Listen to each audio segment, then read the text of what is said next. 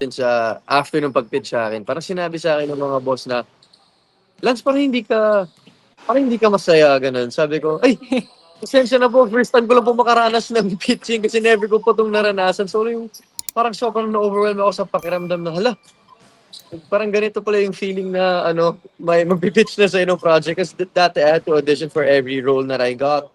So, parang sobrang na-overwhelm ako, sobrang na-shock lang ako na, hala, parang nakakatuwa naman to na may project ako. Tapos movie, sabi pa sa akin, Viva Films daw. So, I was like, first time kong bumida sa sinehan. So medyo kinabahan pa talaga. Pero at the same time, blessed and very, very thankful naman sa management na binigay nilang tiwala sa akin. Una kang nakilala or pinaka nakilala ka ng mga tao nung nagsimula ka sa PBB and naging Star Magic talent ka before going to TV5 na nagbigay sa'yo ng kumbaga ng bagong boost sa career mo. Kamusta ba yung transition or pag-transfer mo? Simula last year, tama ba? Masasabi mo ba na mas naging masaya ka now sa takbo ng karera mo? Yes, I'm very, very, very, very blessed and thankful. Very blessed kay Lord and very thankful to Viva for trusting me.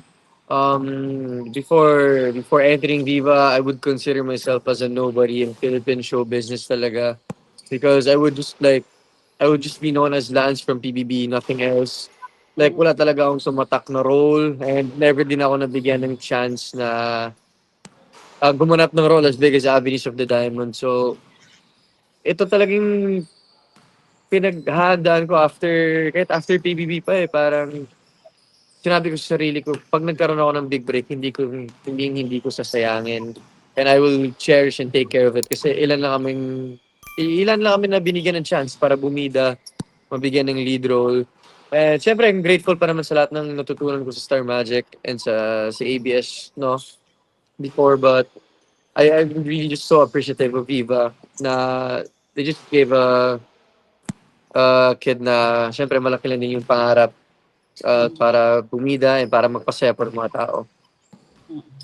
So mas masasabi mo, Lance, na yun nga mas naging masaya ka ngayon kumpara nung nagsisimula ka.